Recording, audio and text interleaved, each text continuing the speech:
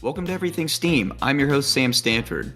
As a physicist and structural engineer in training with Jacobs Engineering, I've made many connections with some bright individuals who are either working, studying, or self-taught and passionate about our particular topics of discussion. So this episode, we plan to shed some light on, well, light. My guest for this episode is an expert in optics. We plan to give an introduction to what light is and explain the ever so interesting electromagnetic spectrum. You know, radio, micro, infrared, visible light, UV, X-ray, gamma ray, if you've heard of any of those. And then we'll round out this episode by showcasing my guest star's prestigious work on minimally invasive diagnoses, or blood examination using optics, or light. So speaking of my guest star, meet Alex Nahmad-Rohen. Alex obtained his bachelor's degree in physics at the National Autonomous University of Mexico in Mexico City. He then obtained his master's degree and his PhD in biophotonics at Cardiff University, where he quickly realized he'd much rather spend a week trying to solve some hideous quadruple integrals rather than spend a week wondering why his laser just doesn't work properly. Since obtaining his PhD, he has worked as a researcher studying how light interacts with matter and its meaning. So he currently teaches a course on light-matter interaction at university, allowing him to share his love for the subject with other people. Apart from optics, he's written the first draft of a fantasy novel, which might one day be turned into a second draft. Hopefully he keeps us in tune with his work, but in his free time, if such a thing could exist, he likes to spend time with his wife and dog, play tabletop RPGs, learn new languages, and when there isn't a pandemic going on, go caving. Okay. Now that you've been introduced to the topic of this show, which is light, and our fantastic guest star, we're going to head into our first commercial. But hang around because when we come back, Alex and I will be diving into a crash course on light and the electromagnetic spectrum. Cheers.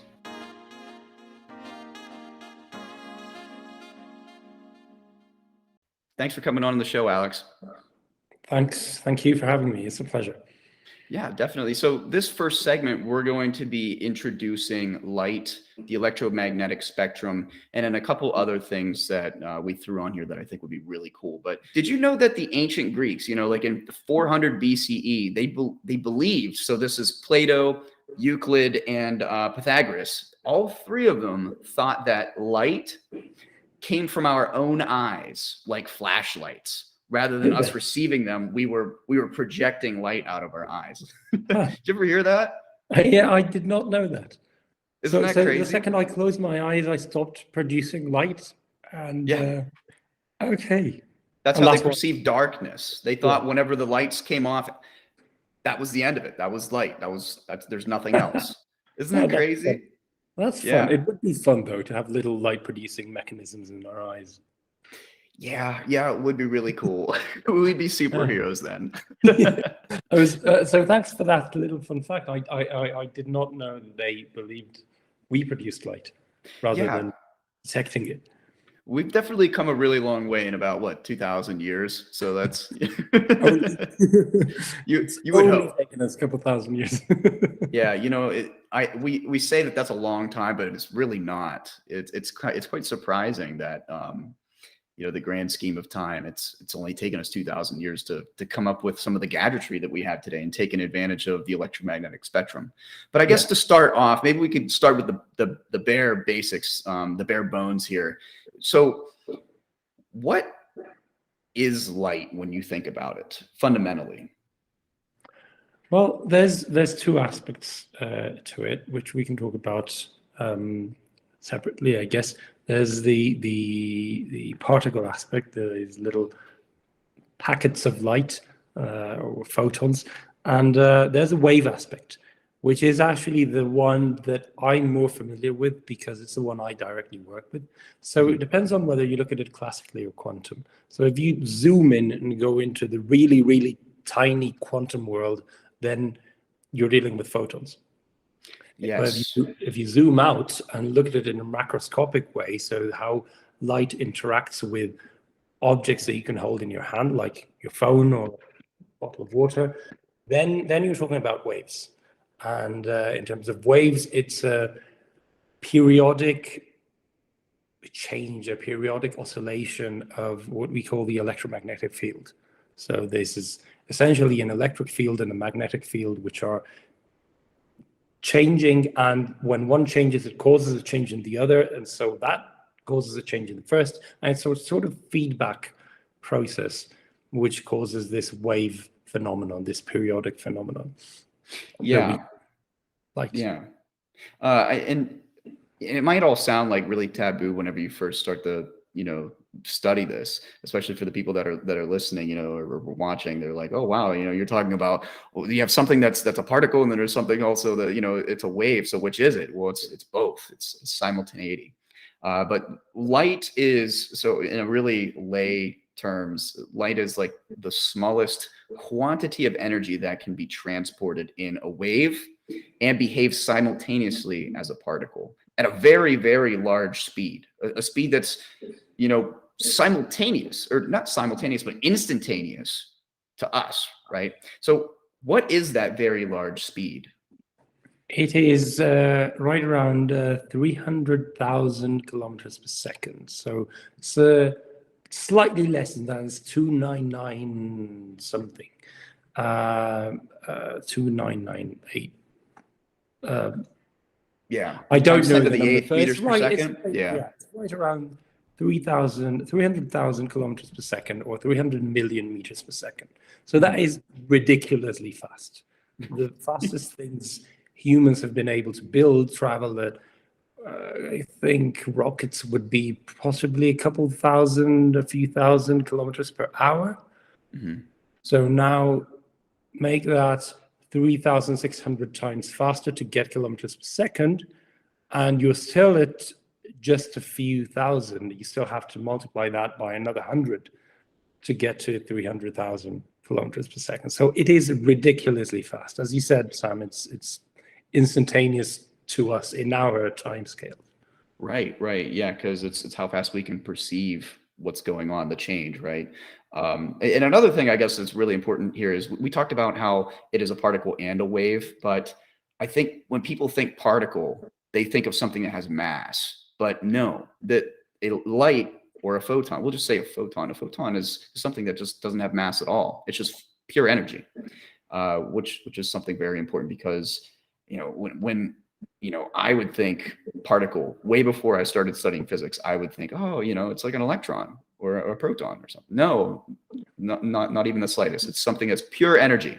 And we'll talk about how it's made here in a little bit. But I want to move on here and talk about, let's talk about, I guess, the photons itself.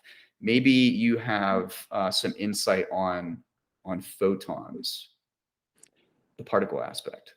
Well, as you said, they don't have mass, but they still behave to a degree as particles. Individual photons do. So if you have, say, take the Young experiment. So Young, what he did was he took a screen, a completely opaque screen, and he had two slits made into that screen. So he fired photons individually. And the way he didn't actually do this, but it's a Young type experiment. It's an experiment that we've managed to do since. His actual experiment was with lots and lots and lots and lots of photons. So what we call continuous wave light. So light that is, because there's so many photons that it behaves like a wave. But in a Young type experiment where you do individual photons, you can fire a photon and know you can measure whether it went through one slit or through the other. So the way a particle would, right? A wave would go through both simultaneously, because it exists in all of space sort of at the same time. But a particle doesn't. It's localized. Right. So if it goes through one slit, you would see a little dot on a screen behind that, on a detector behind that. And if it goes through the other slit, you'd see a dot on the other side.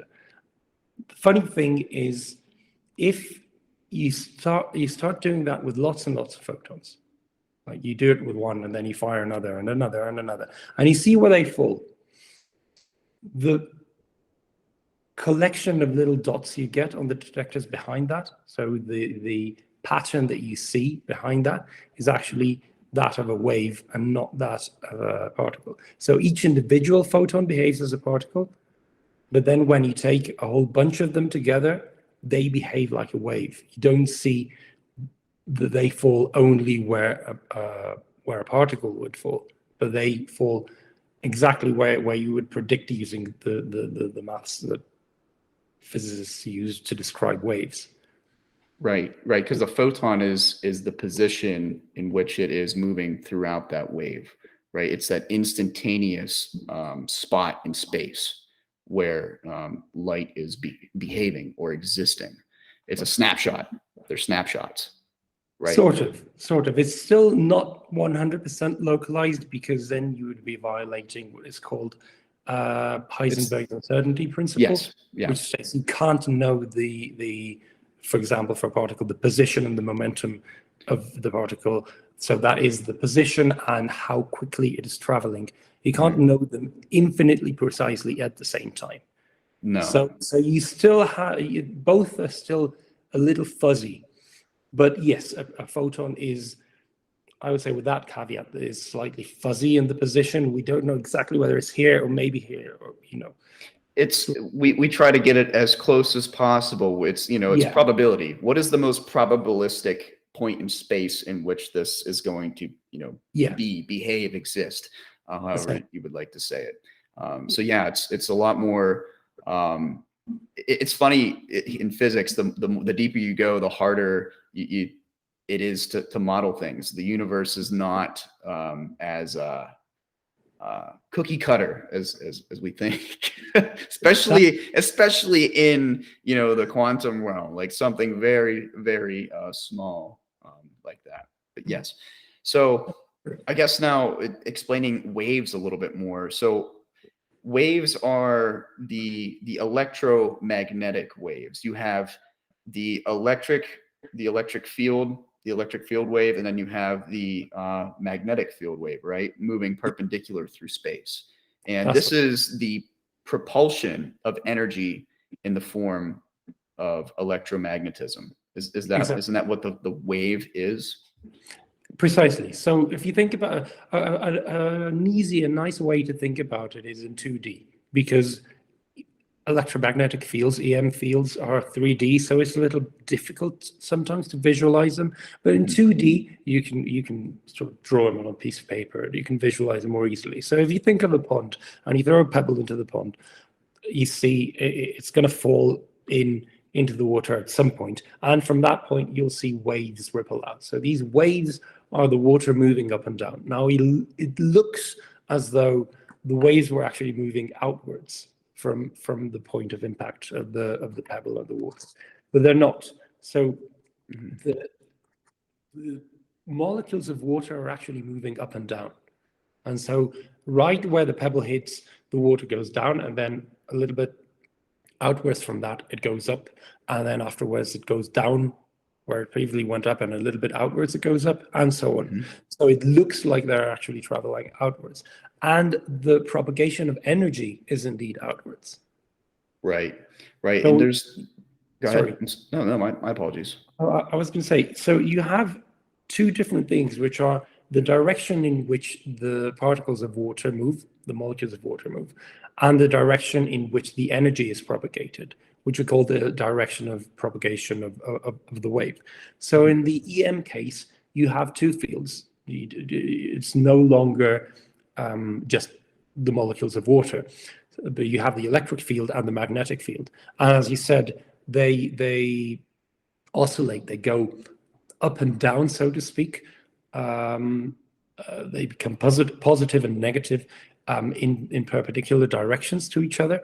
And then the direction of propagation of energy is perpendicular to both the electric field and the magnetic field.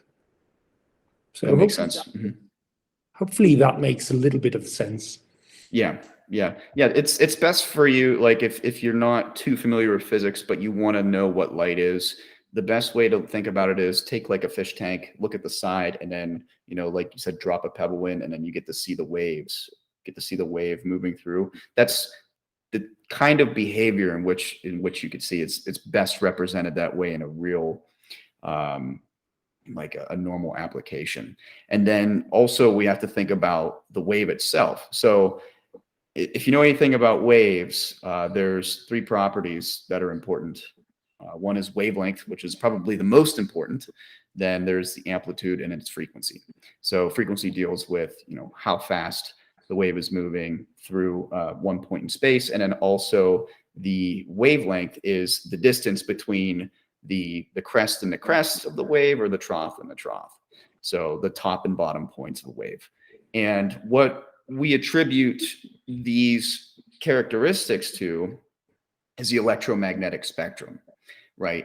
Like I just said, wavelength is probably the most important because it marks how energetic light is, right? It's how much energy is being packed in this sequence. So maybe you can elaborate a little bit more, add on to that. And Sure. Right before I jump into the electromagnetic spectrum, though, let me talk a little bit about this, a little bit more about this wave-particle duality. So we all know Newton. We've heard about Newton. We know Newton's laws.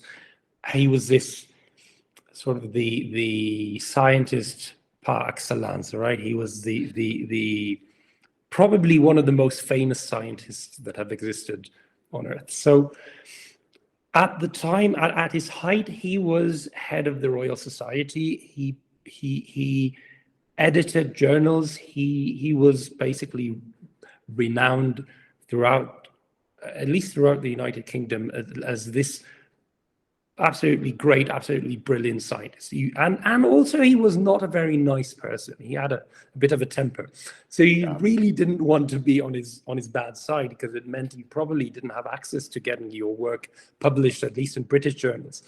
So because he was head of the Royal Society. So he basically, what he said was law in the world of science.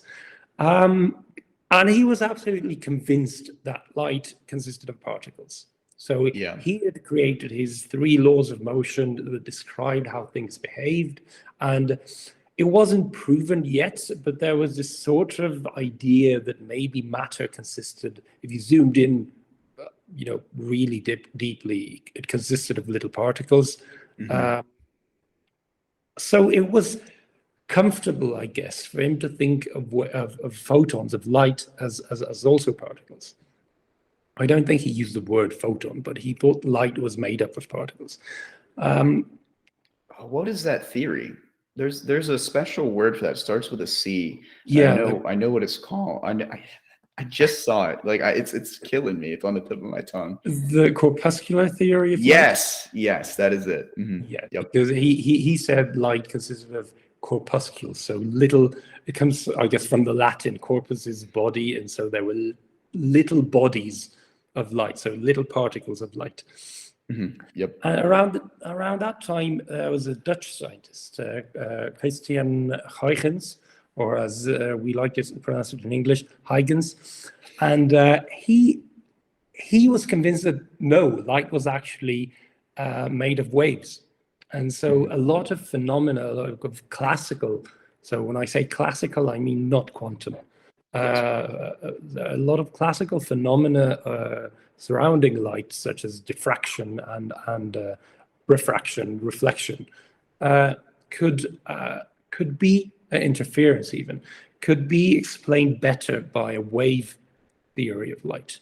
So diffraction, for example, if you have a slit or a tiny hole and light passes through that hole, instead of continuing moving in propagating in the direction that it was propagating in before, it sort of shoots out in every direction from that little hole. And that's called diffraction. And you can see diffraction patterns, which are bright and dark bands, depending on the shape of the hole. They can be bands, they can be concentric circles. But you see that, and that cannot be explained with a particle model for light. You need a wave model. And so around that time, they were making a lot of these experiments, and they were seeing things that couldn't quite be explained by Newton's corpuscular theory.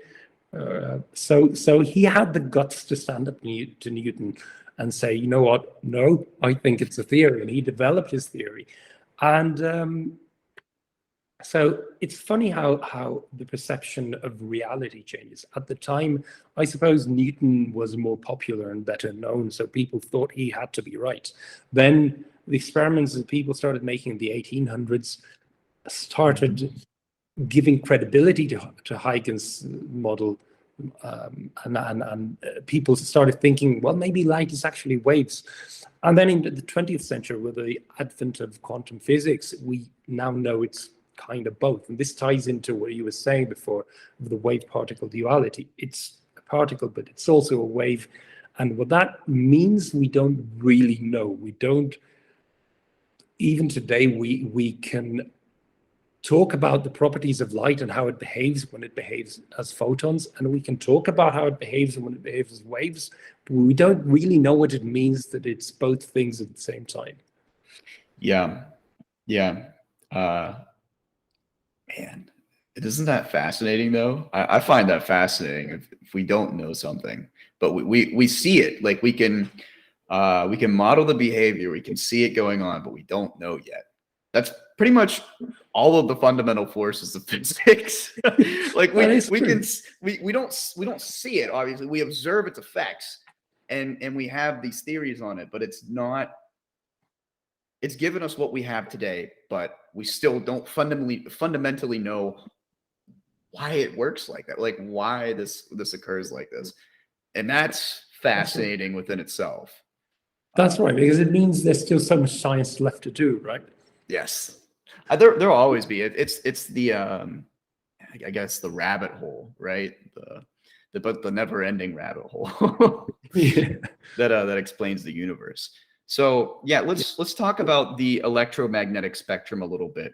Yes. Because and also one thing that we should maybe mention is that the electromagnetic spectrum is kind of, I don't want to say infinitely large, but it's a lot larger than what the normal person would suspect after just first getting introduced to physics, right? So do we want to start with radio waves? Sure. Yeah. So what we call light is actually, as you said, just a small part of the electromagnetic spectrum. It's the bit that we can see with our eyes. There's so much more. So yeah, that's my apologies. I forgot to say. So yeah, we talk about light, right? It's such an egocentric term, right? Like because if you think about it, yeah. Yeah, it's visible to us. So it's only what humans can see, but it's such a small bandwidth of the electromagnetic spectrum, right? Yeah. It's so tiny, but yet the electromagnetic spectrum is so large. So I'm sorry, I didn't mean to cut you off. I just wanted to say that it's such an egocentric thing to say. Yeah, don't worry about it. It's fine, and yeah, it's a very anthropocentric thing. Like humans like to think that we are the center of the universe.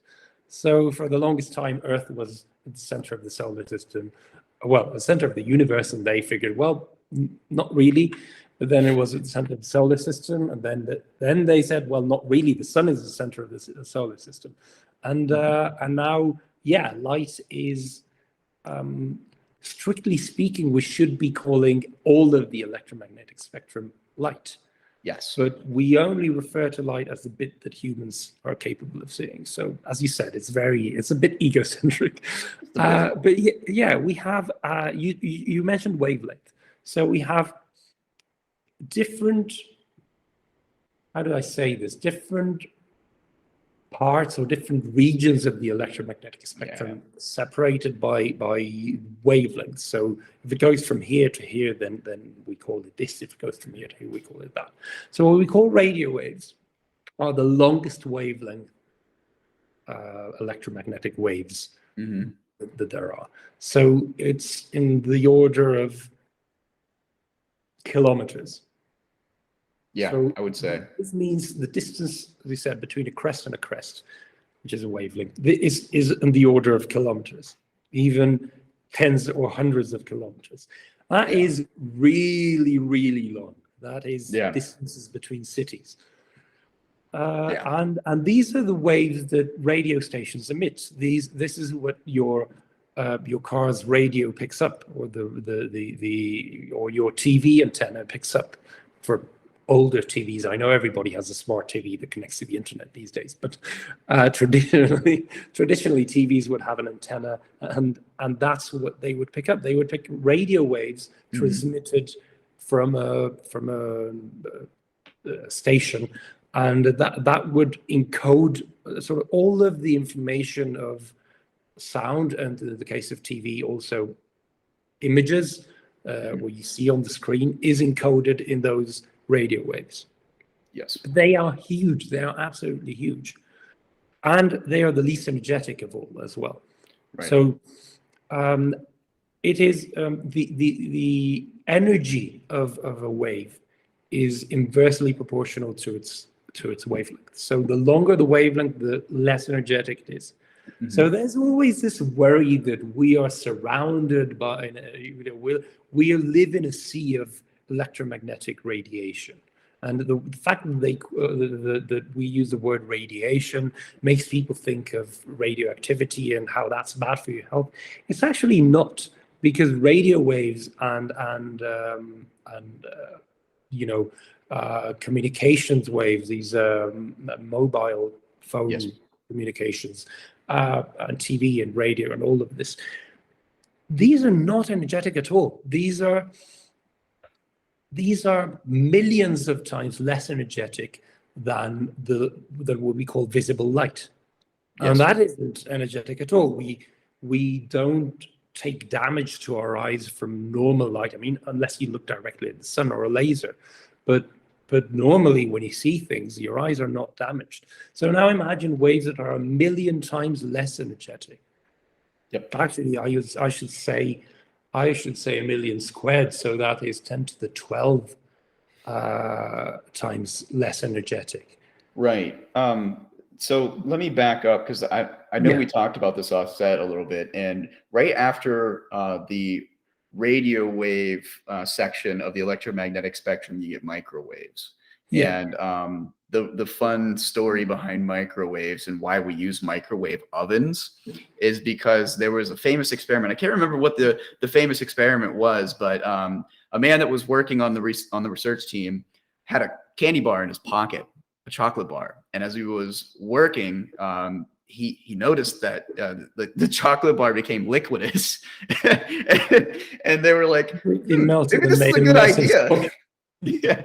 Yeah, maybe this is a good idea. So the really cool thing about microwaves, to get a human perspective, is you can tell how large these waves are just by looking at the circles in the cover of that protects, like, you.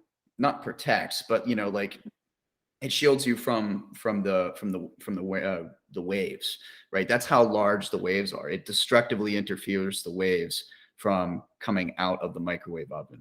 So if you wanted to get a size perspective, just look at just look in your kitchen. That's right. That's right. So we have microwaves. Microwaves is a really big region of the EM spectrum. It is. So you have long wave microwaves, which are on the order of meters of wavelength. Now, these are not the ones in your microwave oven. The ones in the microwave oven are, as you said, of the order of centimeters or a few millimeters. Yep. That's the wavelength. Again, the distance between crests. So these are the waves that interact most strongly with water molecules, and that is why they heat up your food. Yes. So they are very strongly absorbed by the water molecules in food. And this absorption means a conversion of energy from one type to another. We'll talk about that a little later on. But essentially what is happening here is the microwaves are being transformed from electromagnetic energy into thermal energy, so heat. And so the water molecules heat up, and then all the rest of the molecules making up the food heat up. Yes. This is how microwave ovens work. Yes. Then on the after microwaves, if you go to slightly shorter wavelengths, so you have microns, which is 1/1,000,000th of a meter, all the way up to millimeters, you have infrared. So if you have millimeters, there's far infrared. If you have about 100 microns, that's mid-infrared. And then about at around between maybe 1 and 10 microns is the near infrared. Right. And go ahead. No, sorry. I was going to say, this is what we put out as heat. Yes. So I don't know if that's what you were going to. It's exactly what I was going to say. Sorry for beating you to it. But no, yeah. Please. I'd rather hear it from you. Okay. So all objects, because they are not at zero temperature, radiate electromagnetic energy. So the sun radiates light, that is the visible light that we can see, and it also radiates a lot of UV, which we'll talk about later on, and infrared. Mm-hmm. But objects that are at around room temperature, anywhere between minus a few tens of degrees and plus a few tens of degrees, or even a few hundreds of degrees. So things that are at reasonable human scale temperatures, things on Earth, they radiate all the time. And because they are less hot than things like the sun, they radiate less energetic light. And as I mentioned earlier, less energetic light is light of longer wavelength. So we don't emit visible light because we're not that hot, we're not that high temperature, I should say. Yes. But we emit infrared light. And so cameras or animals like snakes that are able to see infrared light are basically acting as heat sensors. Yes. So they can see things that are hotter because they emit more infrared light than things that are colder. Right. And another good tidbit is the fact of how the Earth is actually, how the Earth gets heated. Typically, whenever we consider heat, where we think that it just comes from the sun. It does come from the sun, but it's not in what you think. It's what the Earth is then radiating after interacting with the solar radiation from the sun. So the radiation that comes from the sun is typically predominantly is ultraviolet. And then when it interacts with the Earth, it then radiates back in infrared. And that's where we get our heat from. That's why the peaks of heat in the day aren't high noon. It's usually like 2-3 p.m. because it takes time for that interaction to then allow the release of infrared radiation. So a lot of people don't know that, and I find that as a really cool fun fact. I like that. Yeah. Of course, that's dependent upon the landscape too. We'll talk about reflection and absorption. So yeah. Mm-hmm. Yeah, but it is, as you said, it's the fact that it's not at 12 p.m., the fact that it's not noon is an interesting fact that always puzzled me as a child. So it's nice to know where it comes from. Yeah, I know, it's comforting. So what's so special about visible light, right? Because we talked about it, that it's egocentric. It's anthropo. It's more tailored towards us and how we see reality. So this is really cool. I didn't think about this until now, but it's mainly based upon our evolution. The reason why we are so keen to the visible light spectrum, the Roy G. Biv of the electromagnetic spectrum. And so apparently I did some digging on this, and the reason why we see visible light is based upon that for the majority of our existence in our lineage, we were in water. And the visible light spectrum is the best part of the spectrum that propagates in water. So that's why we're so keen to seeing visible light. I think that's a fantastic. Well, if you're an evolution denier, that's all you need. But it's a fantastic piece of evidence, right? I think that's awesome. It is. I agree. I had not thought about it as in evolutionary terms. As a physicist, I guess I'm biased towards more physical chemical terms. And but it makes sense, as you said, for something that evolved from things that the majority of their lifetime in water, or the majority of things that have existed on Earth have existed in water. It makes sense for it to be adapted. It's like, it reminds me of a quote from Douglas Adams, who wrote The Hitchhiker's Guide to the Galaxy and some other stuff, but that's probably what people know him for. And I'm gonna mangle up his quote completely because I don't remember it, but the gist of it is he was actually not talking about The Hitchhiker's Guide. He was giving a speech about evolution and human centrism and how humans are so egotistic. And he said, we always think, well, not we, I should say, some people always think Earth is the way it is because it's the perfect environment for humans to survive in. Or let's not say humans, let's say for the life that exists on it to survive on. The conditions are perfect. It must have been created purposely somehow to accommodate for things that are alive. And it's actually the other way around. He compares that to a puddle. He says, imagine there's a hole in the ground and it rains and a puddle forms, and it says, look at this hole. It fits me perfectly. It's exactly the same shape as me. It must have been made for me. And that's obviously ridiculous. The shape of the puddle depends on the shape of the hole. So the characteristics of things that live on Earth depend on the characteristics of Earth, depend on the conditions that existed on Earth when life arose and that exist now on Earth. Have existed, throughout the process of evolution that has led from the first life forms to today, to what exists today. If you look at some other planet, the life on that planet is going to be perfectly adapted to it, not because the planet was made for it, but because it sprung up in that planet. On that planet. Yeah, it's the same basic building blocks. It's just different, different outside parameters, different influences on the fact of evolution. It's I guess different guesses of adaptations that I guess either work or don't work in the situation that you're in.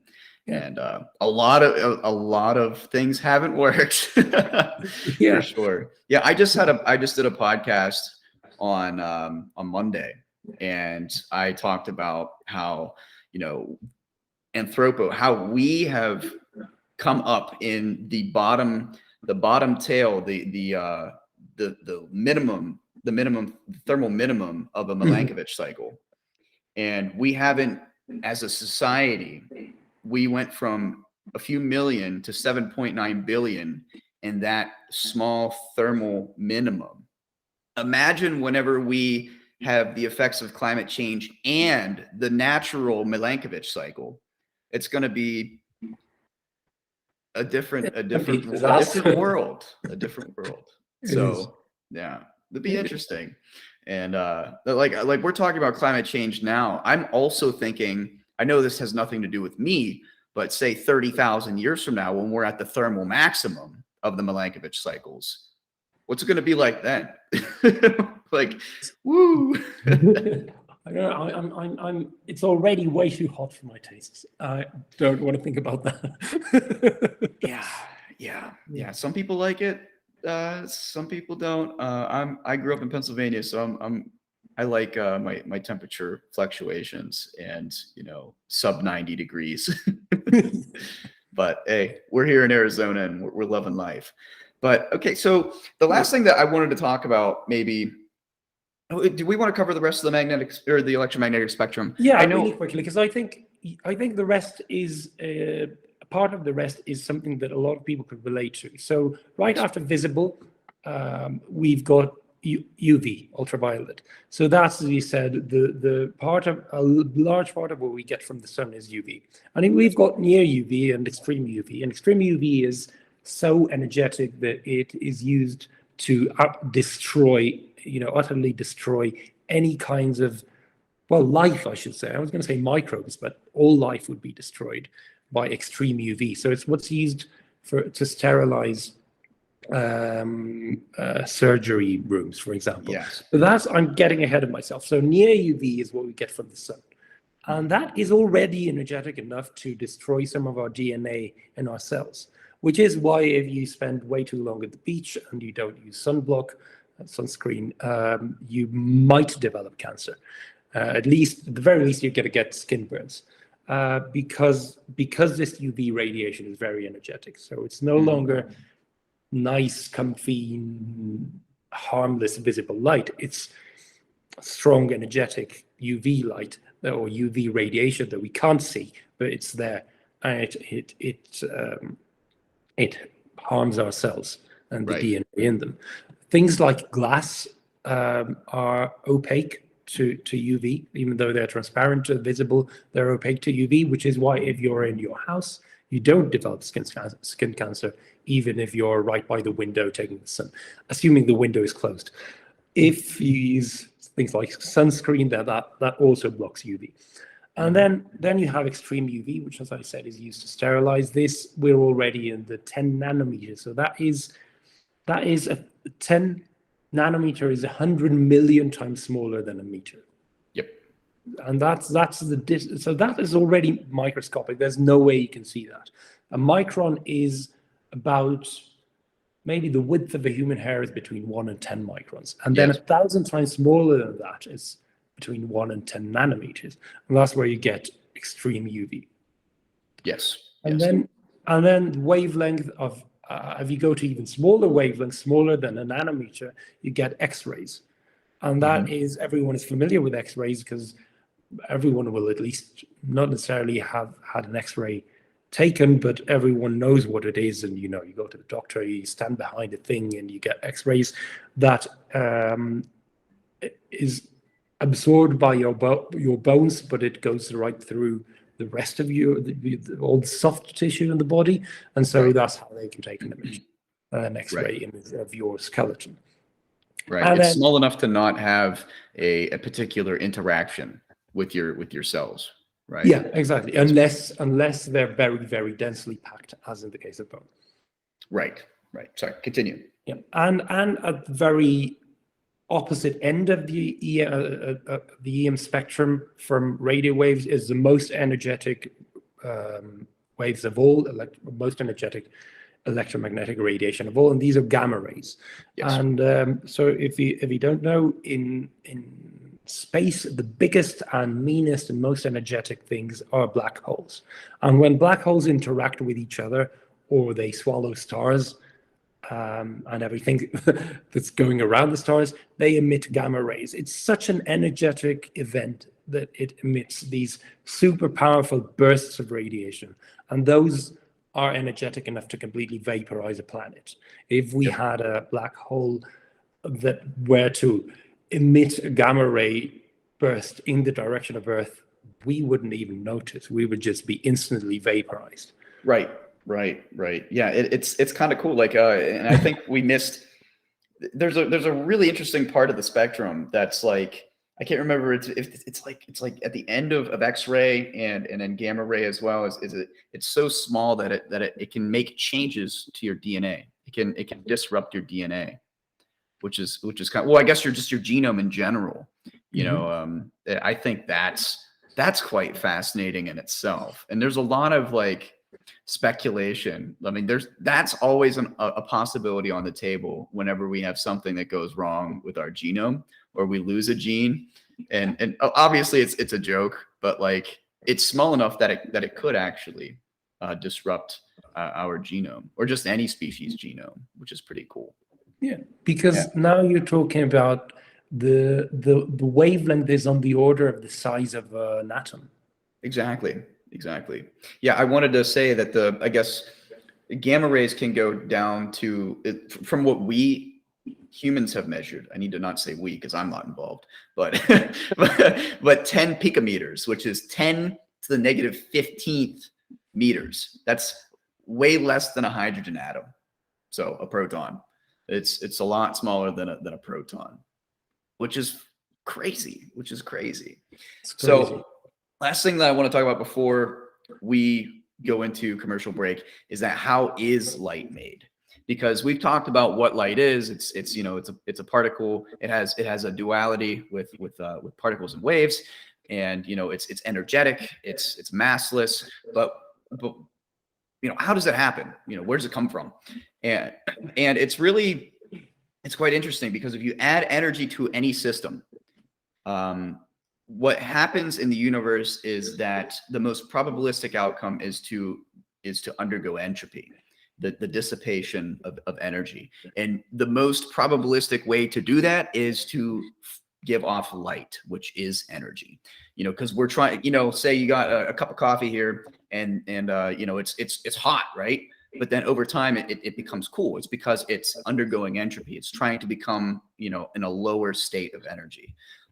So that's really what light is. And then, as we talked about it, the energy changes, so it depends on how much energy you add into the system. So the more energy I add into the system, the more energetic the light is. So that's whenever you start to move towards the end of the spectrum where gamma ray is at. Now, if I use less energy added to the system, then you're going to move more red shifted towards I guess the left side of the spectrum, towards radio waves. So whenever I say red shifted, we're talking, the egocentric term of moving less energetically on the spectrum. If I say blue shifted, we're talking more energetically towards, the gamma ray portion of the spectrum. May I just add a tiny comment to that? Okay, because you mentioned these words, red shifted and blue shifted, and they're really important words in terms of when you talk about the energy of an electromagnetic wave. So we didn't go through this when we briefly touched on visible light when we were going through the spectrum, but visible light obviously contains all of the different colors of the rainbow, and all the colors of the light that we can see. Why do we call infrared? So infra is beneath, or underneath is Latin for underneath. So yes, it means it's underneath red in the energy spectrum. So if you go to lower wavelengths, so higher energies, you've got infrared and then red. So red is the longest wavelength of the visible light that we can see. And so, and thus is the least energetic. And then you go through, orange, yellow, green, and so on. And you get to blue or violet. We tend to say blue because violet is kind of the very distant end point of the visible spectrum. But most energetic, shortest wavelength end of the visible portion of the EM spectrum is bluish green / blue. Yes. So when you see blue shifted, it's shifted towards blue, or it doesn't even have to be towards blue, because if you've got UV, which is already beyond blue, so ultraviolet, it's beyond, it's on top of violet, right? So in the energy spectrum, right? So more energetic than violet, and violet is beyond blue. So when you say blue shifted, it means shifted towards shorter wavelengths and therefore higher energies. Yes, that makes perfect sense. I mean, ultra, right? Ultra is a word that you think it's like a higher order. So ultraviolet, it's above violet. If you want to talk about it, top to bottom rather than left to right, I guess that's a really good way to put it. So so that's kind of the basics of light and the electromagnetic spectrum. We could probably talk about that for 10 hours if we really wanted to dissect it. I understand that people have shorter attention spans today, but we're doing our best here because physics is really interesting, and you can go into an infinite amount of rabbit holes and get stuck there for an infinity. That is true. True. So we're going to take a quick commercial break here, but when we come back, we're going to kind of talk about how light interacts with different substances. And so, hey, stick around and find out. I have some exciting news. Everything Steam and Elite Graphics have teamed up to create Ecolite Apparel. Ecolite Apparel has a direct focus on the environment with a sustainable approach to fashion. We came up with a way to combine fashion, sustainability, and education. Firstly, our apparel is sustainable because it takes advantage of organic materials with a blend of recycled materials to combat the waste of the fashion industry. So speaking of fashion, Each Ecolite product has a significant environmental symbol, such as reduce, reuse, recycle, planting trees, saving the bees, commercial fishing, and much more. Everything Steam and Elite Graphics are going above and beyond to provide you with more information about sustainability and environmentalism through the use of Ecolite. Each piece of our apparel will contain a scan QR code, and when you scan this QR code, it takes you to Everything Steam's research blog that is specifically about the symbol on the clothing that you purchased. So let's say you purchased our t-shirt with the symbol for planting trees. Your t-shirt will have a scan QR code that will take you directly to our Plant a Tree research blog, where you can learn about the many benefits of trees, global deforestation, reforestation acts, and what you can do to make a difference. Last but certainly not least, with each purchase of Ecolite, we pledge to donate $2 to nonprofit organizations that are on the front lines of fighting for our ecosystem. We plan to target reforestation nonprofits and other organizations that fight over fishing, plastic pollution, air quality, and much more. To purchase Ecolite apparel, head to the Elite Graphics website, elitegraphics.org, or make your way to our sponsors page on our website, everythingsteam.org. So, do yourself a favor and get yourself some Ecolite apparel, the clothing line that combines fashion, sustainability, and learning. Ecolite, clothing done right. Hey there, we're back for the second segment of Let There Be Light. So I'm with my man here, Alex, and we're going to be talking about the interaction of light with substances. So there are two actions that take place when light comes in contact with a material made of mass or made of mass particles, or, just say simply a desk or a mirror. And that is scattering or absorption. So maybe we could start with scattering. Alex, would you like to take it from there? Sure. Scattering is essentially a redistribution of the electromagnetic energy. Essentially, what this means is if you have light that is coming from a certain direction, it has a certain spatial distribution, whatever that may be. If it's a laser, maybe it's a very thin pencil-like region that it occupies. If it's light from a bulb, then it's sort of all around us, or from the sun, it's sort of all around us. But then when it interacts with something, with matter, with the atoms and molecules, it's redistributed. So if you think about it as photons, all the photons get sort of deviated from their original path into different paths. Some of them continue down the same path, and we call that forward scattering, which means just scattering in the forward direction or in the same direction that it was originally traveling in. But essentially, you have scattering in every different possible direction. Okay. And depending on the properties of the atom or molecule or particle that the light interacted with, it's scattered more strongly in different directions. That makes sense. So what are some everyday applications that Joe Schmo or Cindy May is going to see and be like, oh, that's light scattering? So what comes to your mind?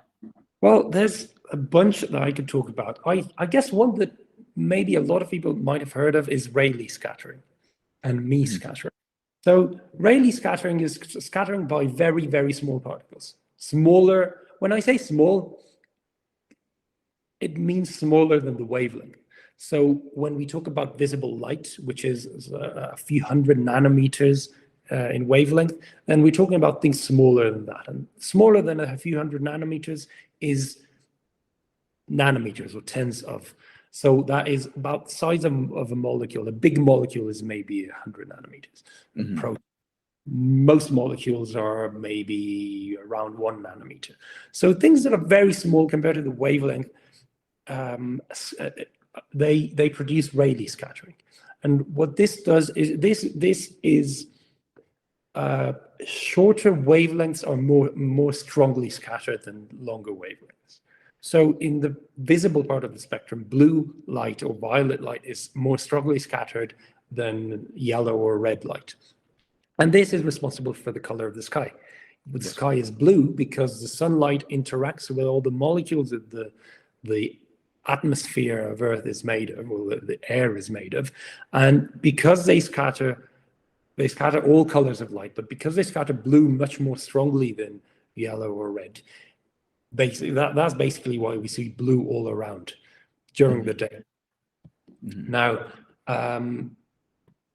at sunrise or sunset, you still also have Rayleigh scattering, but why the sky is sort of orangey and red is there is a lot more atmosphere that the light is going through. So instead of just, you can imagine Earth plus, you can imagine Earth as a sphere, more or less. And the atmosphere is a very, very thin shell of air surrounding that sphere.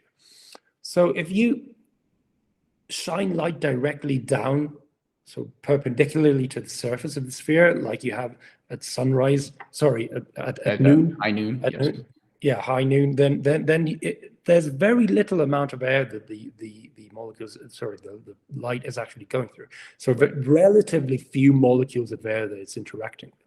Right. But it's a sunrise and sunset, it has to go almost tangentially to the surface of this shell of air. So it's interacting with a lot more air. So all the blue light, which is scattered more strongly, is scattered away and lost. And what reaches our eyes is what is left, which is essentially orange and red.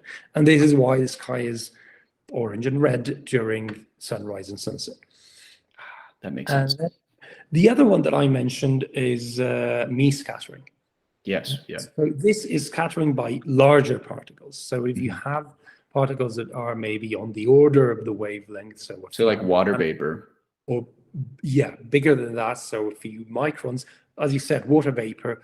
Typically, water vapor consists of little droplets of water, which are anywhere between 5 and 50 microns in size. Yeah. So that is bigger than the wavelength. So there's no Rayleigh scattering there. It's all me scattering. And that does not have a preferential wavelength. It scatters all wavelengths equally. So this is why, for example, water vapor or fog or clouds look white. They're white because white is a combination, an equal measure of all colors, and it scatters all colors or all wavelengths of light equally. Yep, that makes sense. So one more thing that I think we should touch on is why the sun is not actually yellow. Everybody thinks the sun's yellow. It's not yellow. It's white. White, yeah. It's white because it emits light of, as we said, radiation of all the colors in the visible spectrum, and also a bunch of UV, and also a bunch of infrared. Right. But we are not able to detect that with our eyes. We can only see the visible. But because of the way black body radiation works, so basically black body is a body that absorbs as much light as it emits. And this is basically stars. Every star is what we call in physics a black body. We call it black because it absorbs all of the light it receives. But obviously it's not black because it's also emitting a lot of light. The way this works is there's the maximum, regardless of where the maximum is. So the maximum light that it emits is at a certain wavelength. But nearby wavelengths are also very, very strongly emitted. So the sun emits an almost equal amount of light of every color. So as you said, it's not yellow, it's white. Yes, exactly. Yes. I just wanted to put it out there. I mean, these are some like phenomena that are never explained to the lay person. You know, they just go around thinking that the sun is yellow their entire lives. So it's exciting. If you look at a child's drawing of a sunny day, the sun is always yellow. Yeah, I taught my niece that a month ago, and she blew her mind. And now she draws white suns. I'm sure it drives all her teachers crazy. Oh, I'm sure. But that's great. She's like, no, my uncle knows physics. It's okay. So that's exciting. So we talked about scattering effects. So maybe we could talk about a little bit about refraction a little bit, and then also a little bit about reflection. Yeah. So refraction and reflection are things that you might be familiar with and you might not have thought of as scattering phenomena, but eventually they are. So there is what we call the refractive index. All materials have a refractive index. And essentially what this is light travels more slowly inside a material than it does in vacuum. So this 299 and change that we 300,000 kilometers per second. That is the speed of light in vacuum. But when it enters a material, it travels more slowly. And the ratio between the speed of light in vacuum and speed of light in material, which is a number that is also always greater than 1, because in the material it travels more slowly, is what's called the material's refractive index. And so what this means is when light enters a material, it also bends, it also changes direction. Yep. So, and this is all because the shortest possible path between the source and any given point is not a straight line, because it travels at different speeds before entering the material, and after entering the material, it's actually this bent trajectory that it follows. And there's a principle in physics that essentially boils down to the universe is lazy. Things always take the shortest possible path between 2 points. Because the universe is lazy, and this includes light, the shortest possible path implies that light has to bend inside a material. And this is why, for example, if you look at a glass with water and you put a straw in it, it looks as though the straw were broken. The straw is obviously not broken, but it looks that way because the light coming from the straw to your eye, so reflected from the sun, coming from the sun or from the light bulb at the ceiling or wherever, and reflecting off of the straw and coming to your light, takes a certain path. But the light that is reflected off the bit of the straw that is inside the water or submerged in the water takes a different path, takes this bent path, because it travels a bit through the water and then a bit through the air between, well, a bit through the glass the glass is made of, and then a bit through the air between the glass and your eyes. And so because it travels down a bent path, it looks as though it were coming from a different position, a slightly different position than it actually is. And that's why the straw looks broken. It's also why if you throw a penny into a swimming pool, it looks as though the swimming pool were shallower than it actually is. This is because the light is being bent as it comes out of the water and back into the air above the swimming pool and then to your eye. Right. And a lot of people are probably, whoever's listening to this or watching this, is probably like, oh my gosh, that's why. Okay. So yeah, you just got to study physics for a couple of years, and then you'll know how to pick up a penny, out of the fountain wherever you're at. Yeah, exactly. You'll be able to actually accurately know where the penny is instead of fumbling around where it is not. Yes. So the reason I say these are scattering phenomena are because the refractive index is ultimately an expression of scattering by the molecules forming the material. So the water in this case.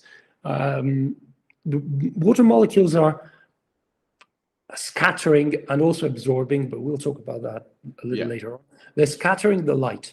So if the light, instead of following a straight trajectory, follows this, it hits a molecule and then it bounces off at an angle, and then it bounces off at a different angle when it reaches a different molecule, and so on. It obviously takes longer to travel through that material consisting of molecules than it would if there were no molecules present, if it were in vacuum, which is why it travels more slowly in a material than it does in vacuum.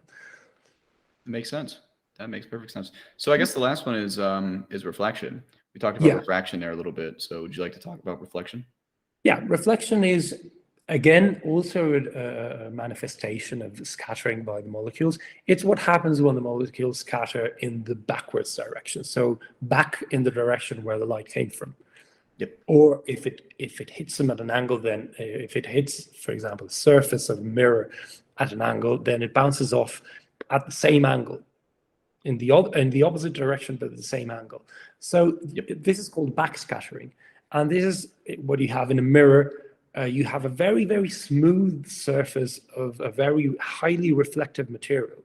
So different materials have different refractive indices and different properties, the way they interact with light, and some reflect more than others, some scatter more than others. And so if you have a very, for example, a metallic surface, they scatter light very, very strongly. That's actually why they look shiny. So if you have a thin metallic surface, like a silver surface, for example, as you've got in a mirror, and it's very, very smooth, you see specular reflection. So that is a reflection where the image that is formed by the light reflected is not distorted very strongly. And you have diffuse reflection, as in the case of, well, objects that are not very reflective, objects that are opaque. So, for example, if I take, I don't know, this paper tissue, that looks white and opaque because it's reflecting light, but because the surface is not smooth at all, it's very rough. Yeah. The light is sort of being reflected back at all sorts of different angles. And so we don't see a very well-formed image of ourselves when we look at a paper tissue the way we do when we look at a mirror. Oh, okay. Well, that's good. That's good. Okay, so we've covered refraction, reflection, and we'll just different scattering effects. Yeah. So that was one of the two types of behavior. So let's talk about absorption. Yeah. Well, absorption is, just as we said, scattering is a redistribution, so a change of the direction of propagation of the electromagnetic energy. Absorption is a change of the type of energy. So when something absorbs electromagnetic energy, so it absorbs light, it absorbs a photon, there's a saying in physics you might have heard of, which is energy is neither created nor destroyed, it's only changed. This is what it's all about. When something absorbs a photon, the photon is not just gone. It's simply changed from something that was carrying electromagnetic energy to some other kind of energy. It might be kinetic, so a solar sail, for example, absorbs photons and then it moves. Or things like Earth absorb photons from the sun and they heat up. Yes. So this, like metal in the sunlight. Yeah. So this conversion of light into thermal energy, heat, or kinetic energy, which is movement, is called absorption. So this is essentially why it's always hotter in sunlight than in the shade, unless you live in Finland or, very distant polar regions of the world, in which case it's equally cold everywhere. Yeah. Fair point. Okay. So, I mean, this is kind of like what we were talking about a little bit earlier, like how Earth's heat comes from the sun, and then also, the principle of microwave ovens, and then also how lasers work, right? That's right. That's right. So lasers, what we do is, it's essentially it starts out as the opposite, and then the process becomes absorption and emission. So there's this, as you said, way back at the beginning of this little chat that we have going on, light is the smallest amount of energy that you can transfer, right? So say I have a material made of a bunch of atoms, and I give it a voltage, I give it electric energy. I plug it in, and I give it electric energy. And at either end of this, basically, usually it's a tube, a long, narrow tube of material. And at either end, I have a mirror. And at one end, it's a perfect mirror.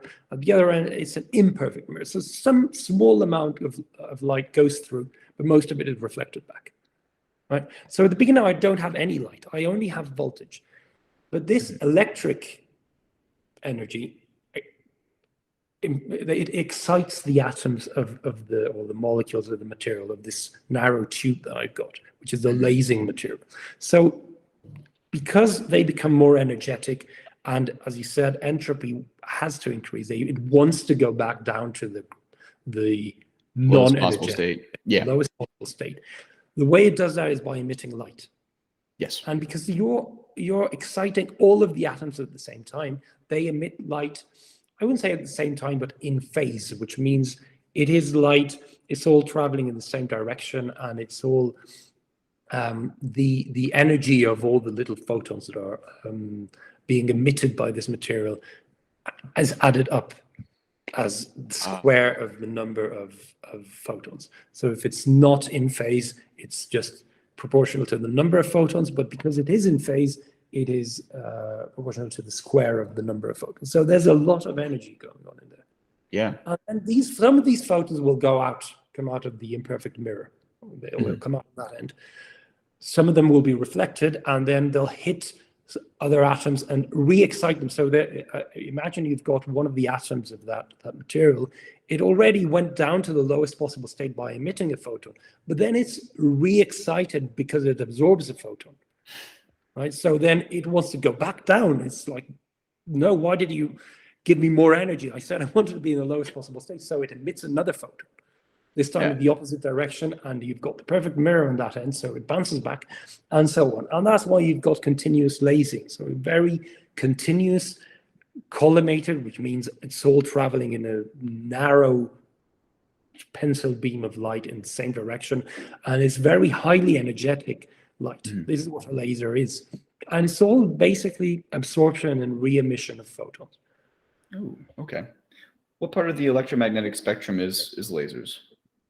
We typically have visible light lasers. Yeah. Because those are the shiny ones that we can see. Even I guess that was a bad question of mine. I should have pulled that one back. I would say it's a bad question because we also have UV lasers and infrared lasers, and they're used in industry or for highly precise or highly specific, I should say, physics experiments. Right. Yeah. Yes. Jeez. I need to take myself back to college, I guess, after that question. It wasn't a bad question at all. Sometimes I got to play dumb. That's all right. I guess uninformed. Another interesting phenomenon that is essentially boils down to absorption of light is vision. Oh, yes. So we see things because we are constantly absorbing light. The cells in our retinas are constantly absorbing light. The visible light to us, so from blue to red, from 400 nanometers to 800 nanometers, that comes from the sun or from light bulbs or from candles or from lasers, and that is scattered and reflected by all of the objects and substances around us. We absorb all these photons, and that is why you can see. Yeah, thinking about this a little bit, what would life be like if we saw a much broader portion of the electromagnetic spectrum? We saw infrared and UV, X-ray, gamma ray, micro, radio. Just imagine how busy that would be. It'd be noisy. It'd be busy as hell. Yeah. I couldn't. That's where it comes to simplicity is quite beautiful. It's beautifully simplistic, I guess, is a great way to put it, because just imagine the headache you would have of seeing somebody's heat and just also the visible portion of them, and just, oh my goodness. Yeah, it would be crazy. You've probably seen it, and not, you can Google them. These images of distant galaxies that we've taken humanity has taken with different kinds of telescopes. And there are telescopes that work in the visible light, and they essentially see what we would see if we were out there orbiting Earth, and we could see very, very far away if our eyes were super sensitive. But there's also radio wave telescopes, and there's telescopes that can see many different parts of the EM spectrum, and so they see things we can't see. Then what they do is they convert that by a computer into images that they color code them. So they convert that into something that we can see in the colors of visible light that our eyes are sensitive to. Now imagine if you could take all of those images taken different parts of the EM spectrum and combine them, put them on top of each other, and see things that way. It would be super noisy. Oh yeah, that's for darn sure. I mean, yeah, it's beautifully simplistic, but makes us also oblivious right? Because we spend a great portion of humanity just not seeing what we should be seeing. And now with, technology, we can actually look, hopefully with the JWST, the James Webb Space Telescope, we can see farther into the past towards the early stages of the universe, something that's super red shifted, right? We needed to upgrade our telescopes, our satellites, to be able to actually see something a little bit farther, into the past. So that's right. And if I may go off on a really brief tangent here, the reason telescopes allow us to see into the past, and the farther you can see, the more distantly into the past you can see, is the speed, is because of the speed of light. So because light does not travel at infinite speed, even though it may seem that way to us, because it's so fast that to us it's instantaneous. Yeah. It's actually a finite speed, this 299 and change meters per second. So the farther away an object is, the more time it takes for light from it to reach us, to reach our eyes or our telescopes. So things that are farther away from Earth, we see them as they were a longer time ago. Yes. Yeah, exactly. And another thing is, there's two things actually. One is, a lot of people still don't understand the light year portion, right? Say Proxima Centauri, some world in Proxima Centauri is 4 light years away. Well, it takes 4 years for light to travel there at the speed of light, the 2.998 times 10 to the 8 meters per second, what have you. And another thing to add on to that, the second portion is, what a very strange number. Like, why wasn't it 3 times 10 to the 8? Why does it have to be 2.997 and change, and we round it? Like, that's so crazy. It's back to the whole why. There's a lot of whys to be answered in physics still. Like, why is the speed of light that awkwardly, like, why is it like that? Why is the gravity uncomfortable? Right. Why is Planck's constant the way it is? Why do we have these very interesting numbers? Right. Yeah. It boils down to. Go ahead. Sorry. It boils down to again this egocentric way that humans have of looking at things. We like units that are sort of the same size and shape as us. So we measure things in meters or feet or yards or because these are comfortable sizes, these are comfortable units. Right. It's comfortable to be able to say, oh, I'm 6 feet tall, or that thing is 2 meters in length. It would be very uncomfortable to say, well, that is 5,826.3 whatever units of length. So we make units that are sort of the same size as us. And then when we try to measure the fundamental constants of the universe with those units, it obviously ends up having weird numbers instead of normal numbers like 1, 2, 3, pi, 10. It boils down to that. That makes sense. Yeah. So I'm going to leave the listener watcher with this thought experiment, like we just kind of brought up, is what do you think life would be like if you could interpret with the naked eye more than just the visible light spectrum? So we're going to take a quick break, and when we come back, it's going to be a special portion of this podcast where Alex is going to shed some light on his quite revolutionary research involving, well, light. So stick around to find out.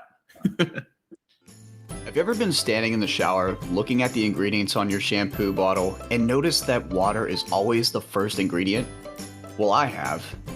After a little research, I discovered that shampoo is over 80% water, which is kind of like dumping bottled water on your head while you're standing in a shower. And that's why I'm excited that I found Seabar, a disposable plastic free hair care line that cleans up ocean trash with every purchase. Not only does Seabar pick up 1 pound of ocean trash for every item ordered, but their salon quality shampoo and conditioner concentrates come from refillable applicators, kind of like deodorant tubes. Just twist them up, rub it on over your hair a couple times, and then just lather it up like you normally would. My favorite part is how long they last. I've personally been using the same Seabar for 3 months now, and I've barely used any. So not only does it help save the environment, it's also effective, efficient, and most importantly, it saves me money. If you would like to try a better way to wash your hair, head on over to seabar.com and use our special code STEAM for 15% off your first order. Seabar, shampoo done right for you and the planet. All right, we're back here for the last segment of Let There Be Light, and we're going to talk about, well, I'm not going to talk about it. Alex is going to talk about what he does on a daily basis. So we'll just cut to the chase, and Alex, please take it away. Let us know what you're working on. What I work on is called effective medium theory, and what it does is you look at the way the particles that make up a certain material scatter light. So it's all about light scattering. You look at the way they scatter light, and then you say, well, what if this were not a heterogeneous material made up of different particles of whatever size and whatever shape and whatever orientation? What if it were a homogeneous medium? Like if we go back and look at it from very, very far away, like water, for example. We don't say water consists of molecules. We say water is just this continuous homogeneous medium that has these optical properties. So for more interesting materials than water, for example, blood, what would its optical properties have to be in order to interact with light the way it does if it were homogeneous? What would its refractive index be? So in blood, for example, you have blood plasma, which is this yellowish liquid. It's the bit that makes blood liquid, right? That's about half of it, or just over half of it. And then the other half is mostly red blood cells. And then a small amount of white blood cells and platelets and whatnot. Mm-hmm. This is very obviously not homogeneous. Now, if you look at it macroscopically, you see a very homogeneous red liquid coming out of your wound in your arm, right? So you don't see the individual cells. So what average optical properties do you have? So you've got the plasma with its own properties, the red blood cells with their own properties, the white blood cells with their own properties. But you see sort of the average, the sum of all of these effects, of all of these different components of blood. And that is what makes blood look the way it does. It looks like a very opaque, turbid, dark red liquid, right? Whereas blood plasma is actually yellow and white blood cells are white. So why does it look the way it does, right? So this is what I try to determine. And the way you do this is you look at all the different components of that. You look at the plasma, you look at the red blood cells, you look at the white blood cells, and you see how each component individually scatters light. And then you take all of these components together and you say, well, if this is what this does to light, and this is what that does to the light that the first bit did this to, then it's a complicated problem, but I think it's a pretty problem because it allows you to determine the optical properties of very, very complicated materials made of different subcomponents, so to speak. So this is you're now I'm trying to think about this in a lay aspect because I'm completely out of it. Now, what are the implications to this? Do you think that we can now we would be able to image our blood by this? And then also, what portion of the spectrum are you targeting, I guess? Right. Two-part question.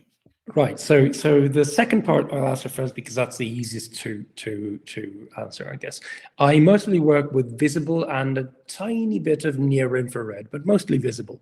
Okay. So anywhere between 400 nanometers and maybe a micron or two. Okay, so wait, you narrowed it down to this part of the spectrum. Did you start like really broad, or did you have someone like a point to you like, hey, this is kind of like, or did you just have a feeling like you knew like this is kind of what we're gonna have to deal with? I sort of had a feeling that it would be interesting to use visible light simply because it is what is visible to us as humans. And also, once I started working on it, I realized because of the scale of things, it's a good portion of the electromagnetic spectrum to work with.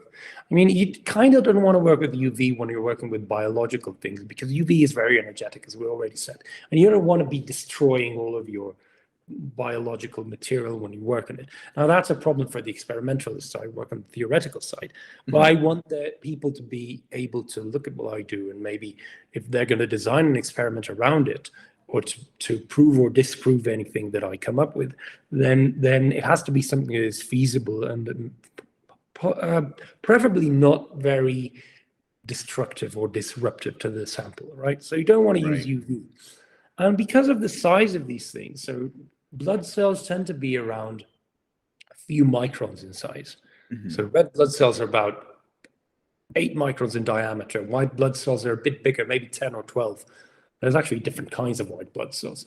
But so if you use a wavelength that is a little bit smaller than that, then the optical properties become very interesting. The way things that are slightly bigger than the wavelength scatter light is very comfortable to work in. It simplifies a lot of the mathematical expressions.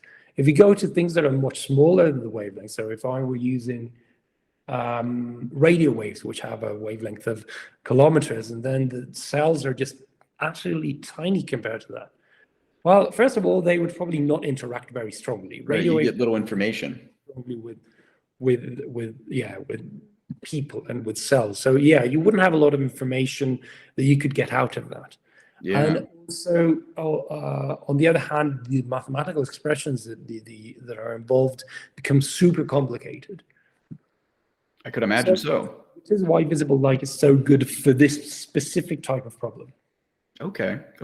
Now I'm just thinking of some of the implications, like if this were to be, used in application, thinking about like how thin your blood is, what's your blood pressure, what is the count of your white blood cells possibly. So you're looking at an immune system, like are you having an immune deficiency? I'm sure there's other aspects. I'm not a health professional, so I can't tell you, but what I'm hearing, if it's minimally invasive, I think that's revolutionary. I think that's the idea. So it's still sort of early stages at the moment, but that's the plan. That's the idea. That comes back to a bit of the second part of your the first part of your two-part question, the bit that I haven't answered yet. The application or intended applications of this is precisely to do diagnosis and minimally invasive diagnosis. So the way diagnosis is done nowadays, for example, if they want to look at your blood type, they take out a small bit of blood from your body and then they add whatever chemical to that. And I think if it turns purple, it's your type A, and if it turns brown, you're type B, and if it turns whatever color, you're type whatever. I don't know the specifics, and I probably said that all wrong, and it's not purple and brown. But what I mean is they add a chemical and they look at what what happens, or what the chemical reaction is. And obviously that blood is completely lost because it's undergone a chemical reaction with some weird substance. You can't reuse it for something else. Or the way diagnosis of blood diseases is done, if you have anemia or if you have some kind of parasitic disease, they'll take out a lot of that is based on symptoms, of course, but if they want to actually look at your blood and say, okay, this is 100% what you've got, or 80% likely this is what you've got, they'll take out a blood smear or a bit of blood, and they'll put that on a microscope slide and look at it under the microscope. So the blood smear, there's actually a few problems with this approach.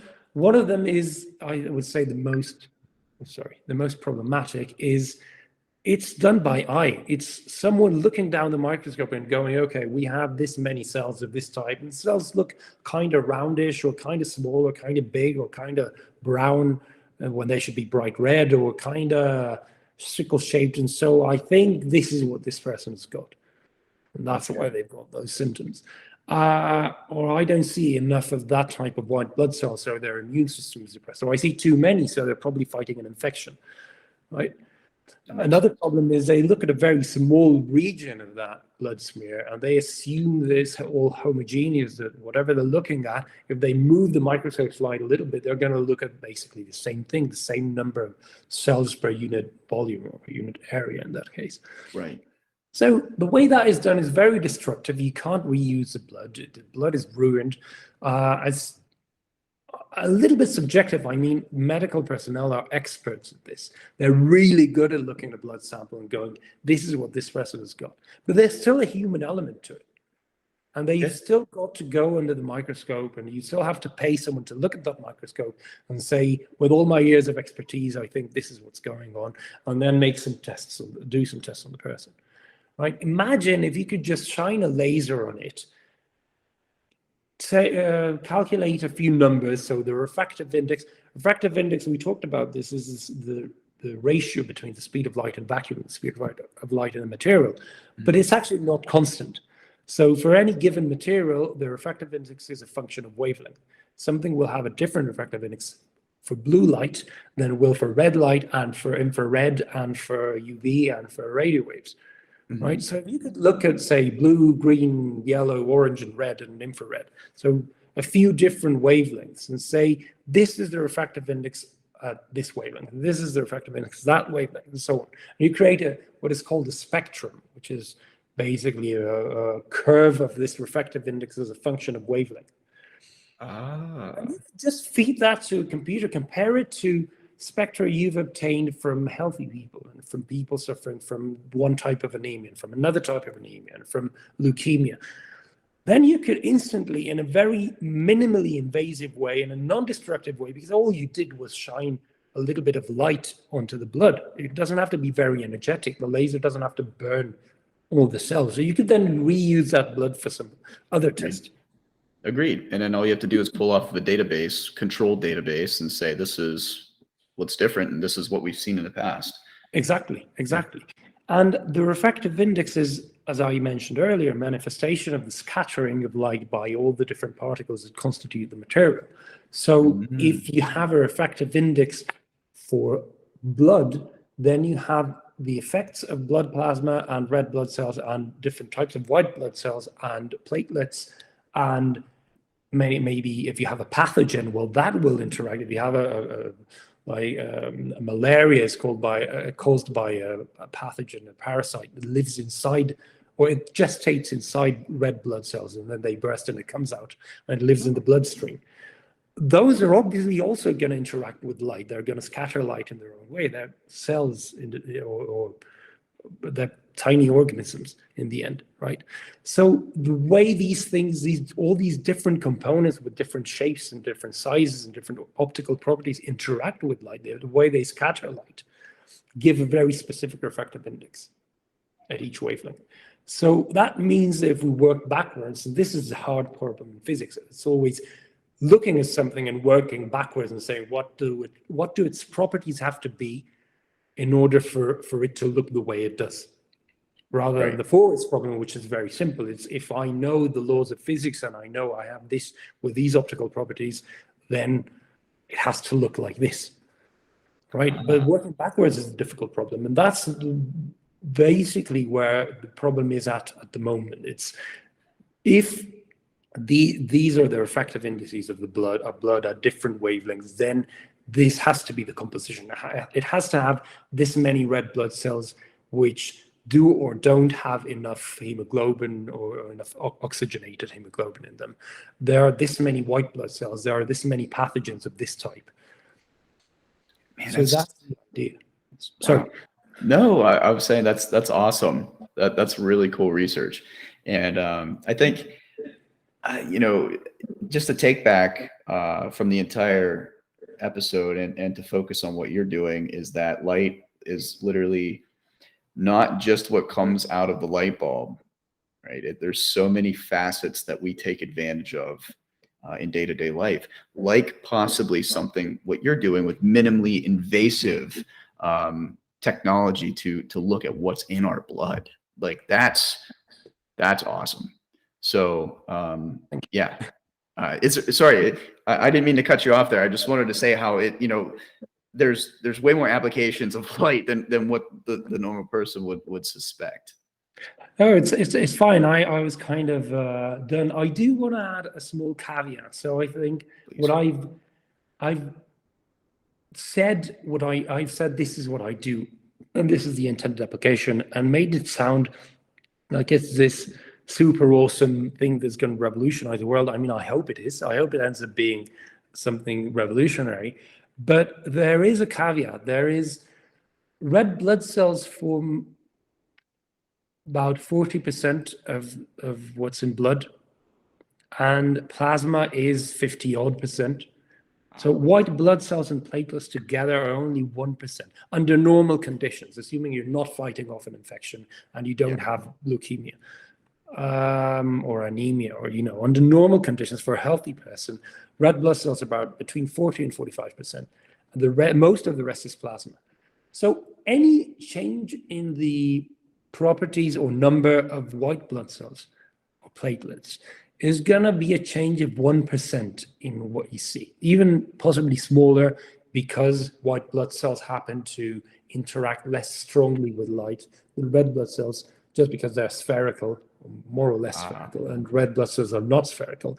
Their shape, the less spherical something is, the more strongly it interacts with light at a micro level, the more strongly it scatters light. So the fact that red blood cells are not spherical means they interact more strongly. So you've got a less than 1% effect or contribution from the white blood cells and the platelets, right? Yeah, I guess if you look back at a macro scale, it's not a problem. But if you're looking at a micro scale, it might just be a problem.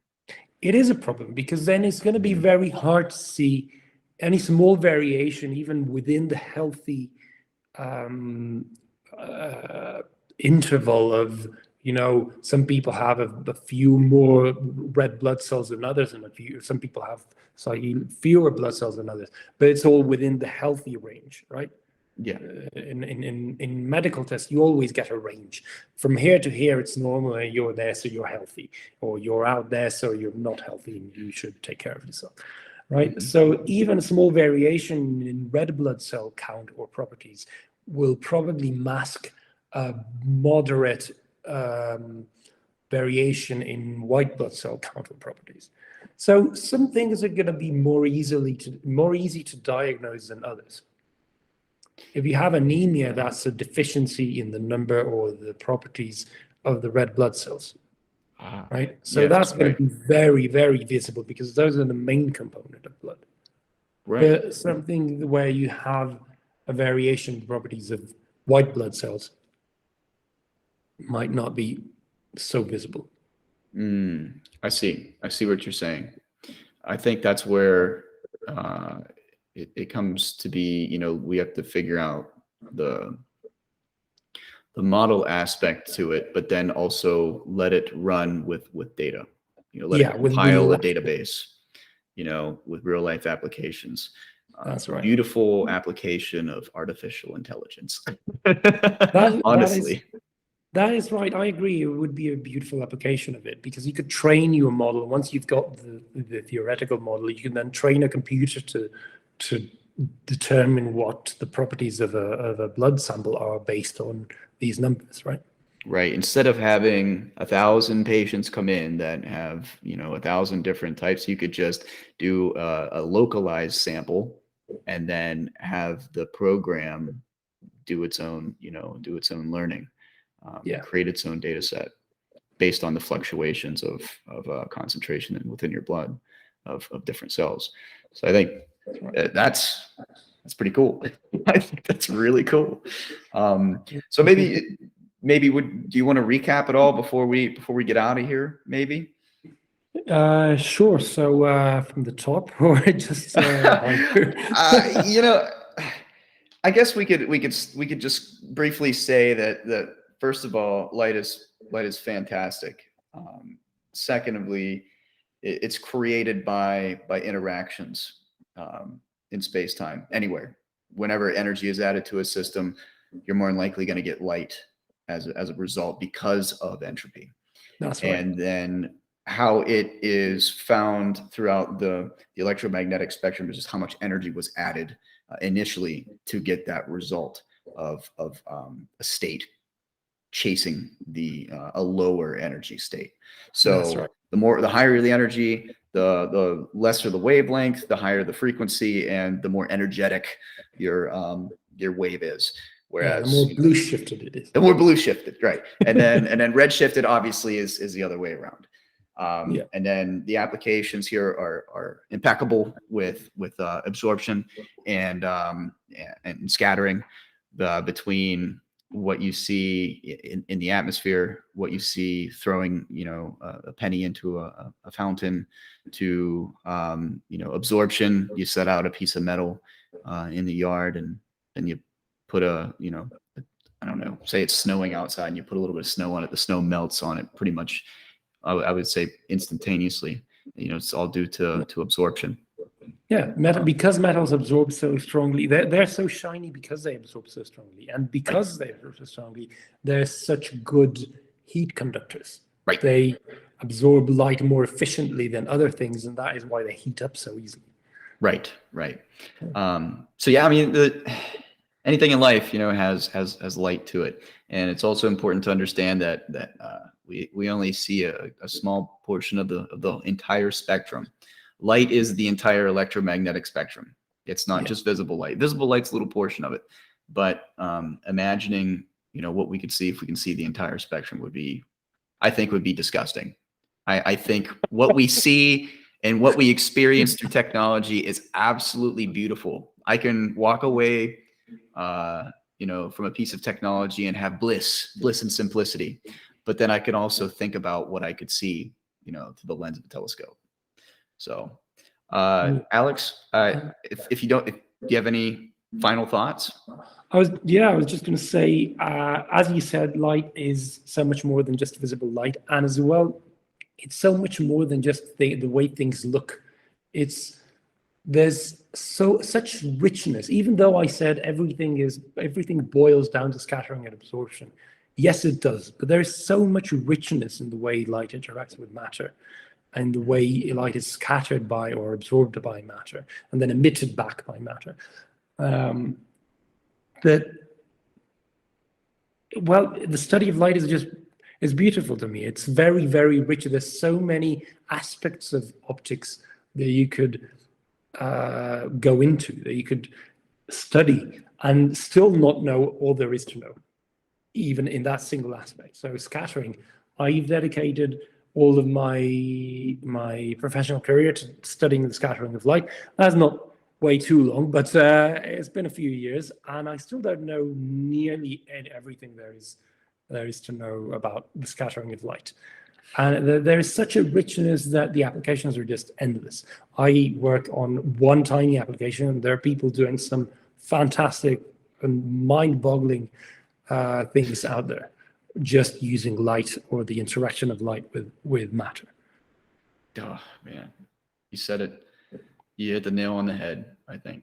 So, Alex, it was great having you on the show. It was great getting your expertise, and it was also great getting to hear about what you're working on, which is fantastic. I wish nothing but the best for your results, and I hope somebody out there gets in contact with you about this. I really do, because it would be revolutionary for the health field. So, thank you very much. Thanks for your kind words, and thanks for having me. It's been a true pleasure. Absolutely. All right.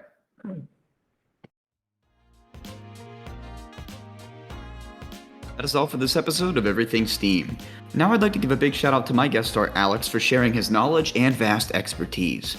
We hope that you took away some great information on light, the electromagnetic spectrum, applications, and of course, Alex's fantastic research on minimally invasive blood examination using optics. I would also love to mention my amazing team for their collective efforts to make this show happen. This podcast was edited by myself, marketed by Courtney Page and Maria Pusateri, and QC'd by Panyapit Uriksit. I bet you just caught that I edited this myself, so if you know anyone or if you are interested in helping me out with audio editing in particular, please reach out in any way, shape, or fashion.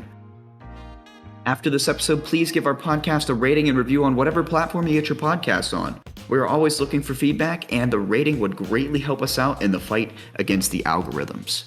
Lastly, be sure to check us out on all the socials for podcast news, upcoming episodes, and fun STEAM content. Just search Everything STEAM on Instagram, TikTok, Facebook, Twitter, and Reddit to join in on the fun. Once again, thank you so much for listening to Everything STEAM. I am your host, Sam Stanford, and as always, stay curious.